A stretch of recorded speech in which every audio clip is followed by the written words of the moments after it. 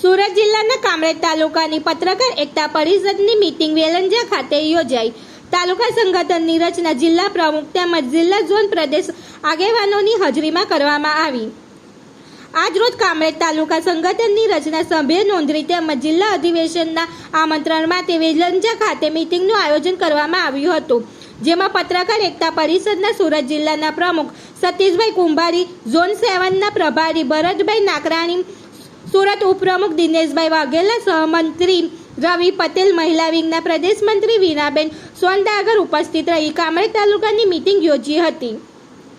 પત્રકાર એકતા પરિષદની રૂપરેખાની જાણકારી જિલ્લા પ્રમુખ અને ઝોન પ્રભારી દ્વારા અપાઈ। પ્રદેશની સૂચના મુજબ 3 મુદ્દાને એજન્ડા મુજબ તાલુકા સંગઠનની નવ રચના તેમજ સભ્યપદના ફોર્મ ભરવા અને જિલ્લા અધિવેશન માટે તાલુકાના પત્રકારોને આમંત્રણ આપવામાં આવ્યું હતું। ત્યારબાદ પત્રકારોને પડતી મુશ્કેલીઓ અને તેમના પર થતી ખોટી ફરિયાદોને અટકાવવા માટે પત્રકાર એકતા પરિષદ વારંવાર અવાજ ઉઠાવતું રહે છે, પત્રકારો માટે લડત આપે છે અને પત્રકારોના પ્રશ્નો માટે સરકારમાં રજૂઆતો કરે છે તે અંગે માહિતી આપી હતી, જેમાં પત્રકાર એકતા પરિષદના સુરત જિલ્લાના પ્રમુખ સતીશભાઈ કુંભારી દ્વારા સર્વાનુમતે કાર્યકારી પ્રમુખ તરીકે સંજયભાઈ રાઠોડને નિયુક્ત કરીને અભિનંદન પાઠવવામાં આવ્યા હતા। તેમજ સંગઠન મજબૂત બનાવવા તાલુકાની બીજી વાર મીટિંગ યોજવામાં આવશે, જેમાં પૂર્વ કારોબારીની રચના કરવામાં આવશે અને સંગઠનના નીતિ નિયમો પ્રમાણે ચૂંટણી કરી પ્રમુખ નિયુક્ત કરવામાં આવશે।